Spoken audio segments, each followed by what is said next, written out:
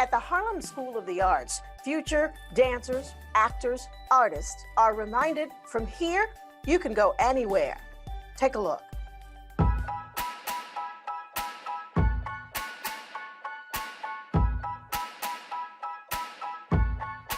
HSA functions through all the arts disciplines. We essentially bring them together and use them in an interdisciplinary way. We have music, theater, visual arts, musical theater, along with dance and media and design. My favorite thing about HSA, I would have to say, is the community. HSA is very comforting, and you can have a lot of fun, and they're also very accepting. Founded more than 50 years ago, Harlem's School of the Arts founder, Dorothy Maynor, created an oasis for a community of thinkers and artists during a tumultuous time of racial disparity and unrest.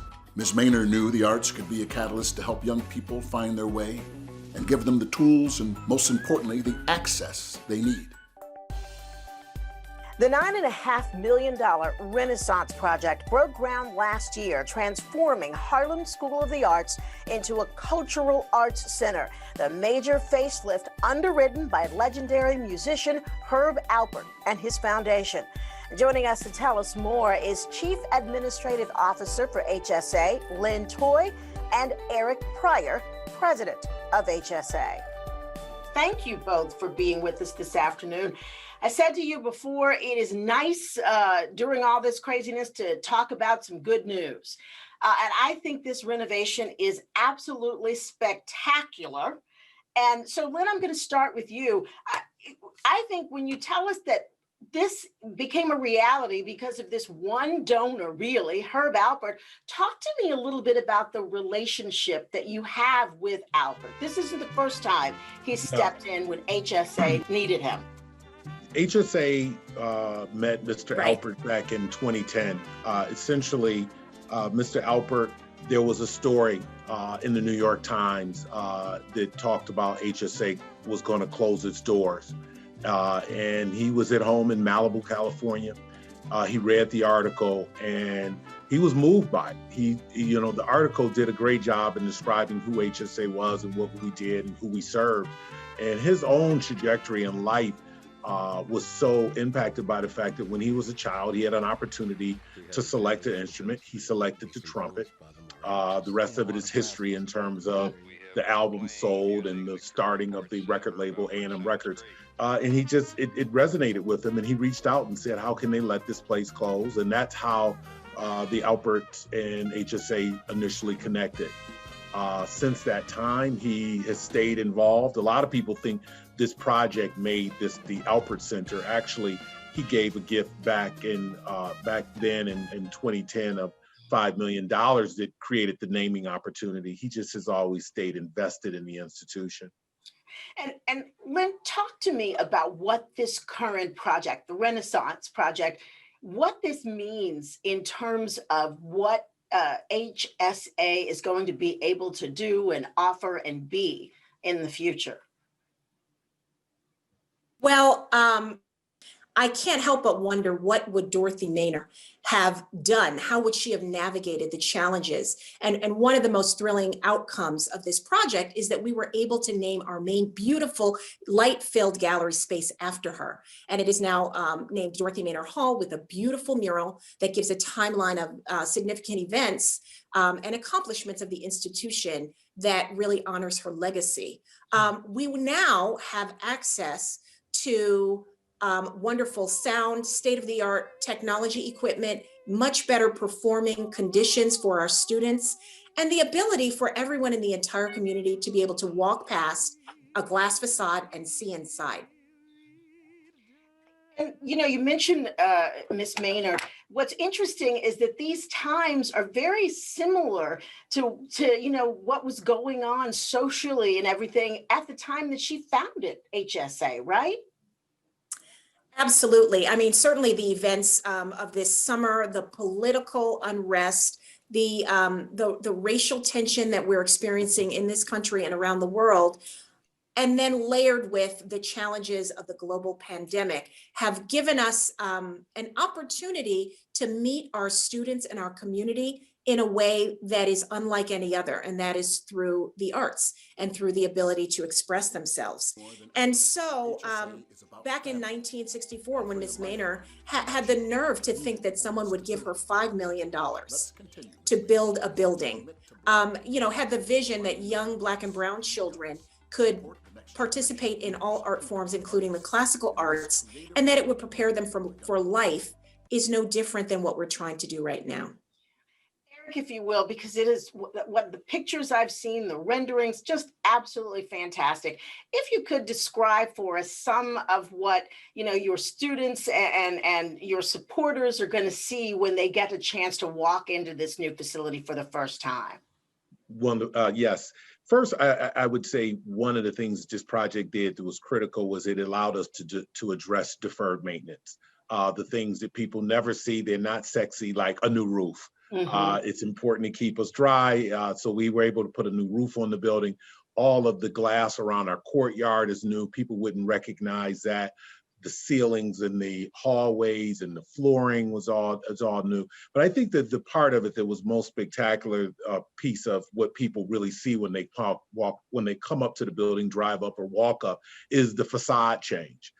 We were able to open up a 1,800 square foot section of the wall that was primarily brick and opaque. You could not see through it, as Lynn mentioned earlier, and made that into a 1,800 square foot glass curtain wall that's on a 5-degree angle. And that angle is that way because the sound, it allows the sound to ride up into the bafflers in the ceiling. The acoustics in the space are phenomenal. We were fortunate, the lead designer on the project, Celia Emery, did a fabulous job with the look of the space and much of the functionality. But Mr. Alpert himself was very involved and has a relationship with John Stork, who's one of the top acousticians in the country, and wanted John on the project. He felt that it was critical that the acoustics in that space be done at a level that was just that was at the top level, and so the acoustics are just amazing. We're running out of time here, so there's something I definitely want to get into. A couple of things before we leave. The campus is not just HSA, there's also a charter school. Talk to me a little bit about that, Lynn. Well, HSA is comprised of 2 buildings. It's our main building, the Herb Alpert Center, and then it also includes a theater, a 125-seat black box theater next door. But something that's beautifully unfolding is that there is a charter school down the street, neighborhood charter school, that is not formally connected with our campus, but we are now available to each other. And our vision is to see children running down the street after school, coming into HSA to sing, to dance, to act, to participate in the arts. And we are also having conversations about how we can provide complementary training in the arts that might integrate into their school day program. Eric also might want to talk about another construction project, but in a couple of years, there's going to be a lot of school children.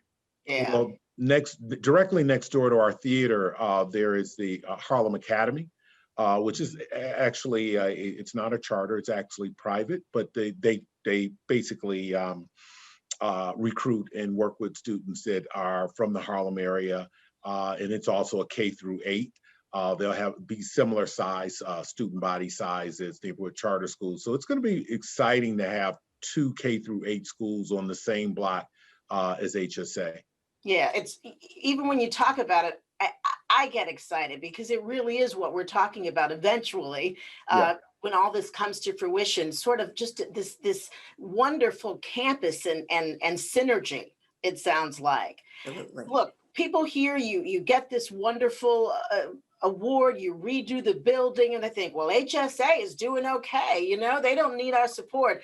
We want to get the word out that that is not true, that it is more important than ever that folks support what you do. Talk to me a little bit about that. Well, we were fortunate. The Capitol project did exactly that. It paid for the bricks and mortar in the Capitol. And we have a wonderful building, but the part of doing the building was to really create a situation where HSA could be more just financially stable and financially sound. Part of that would have been The new building allows us to do event rentals and do different event rentals. It allowed us to get engaged in partnerships. It allowed us to be more attractive and more people see who we are to come take classes and enroll. But the problem is brick and mortars right now are all closed. Our building has been closed since March, so we can't take advantage of those things. And then you layer on top of that the fact that when you look at our college and career prep program, which is our students who audition to come into the program, we can't work with those students here. So anything that we do is really, it has to be such small numbers that in order to do training where before we might be able to work with 20 dancers at one time, now we're talking about 7 at a time. So if you got to work with, let's say, what's it, 21 students, essentially you got to work with them 3 different times, which increases the cost of being able to have that interaction in that training. So the cost of the training has been affected in that we're having to pay more because we need more touch points to deal with the smaller pods. And at the same time, we've been impacted where revenue from partnerships that we did or rentals that we did, those things have gone away. So this is the first year I've been here where we literally, our board had to essentially pass a deficit budget. With basically at the point where they passed, it was just over north of $700,000. And so essentially we continue to do things to try to close that gap. We have made some inroads in there. We probably have cut half of it down in terms of fundraising and different things that we're doing, but we're not there yet. We still need help. And we have a number of students who need help. We need to be able to bring them in and do more one-on-one training, the type of training we can do safely. In order to do that, we need more support to be able to cover those costs, those unexpected costs. And Lynne, how can we help? How can Yeah, I would say that every dollar for every donation will go directly towards helping a student be able to afford the tuition and helping to offset the tremendous financial losses that we're experiencing as a result of the pandemic and reduced tuition fees. And how do we get that money to you?